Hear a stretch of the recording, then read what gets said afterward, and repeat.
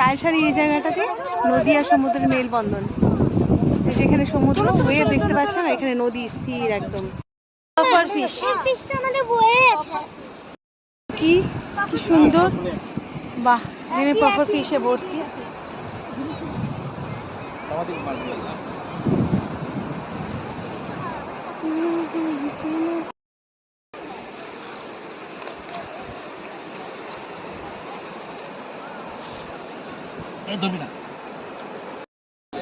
ওটা ছেড়ে দে, ওটা ছেড়ে দে। একসাথে তুলে ছাড়, তোলো তোলো।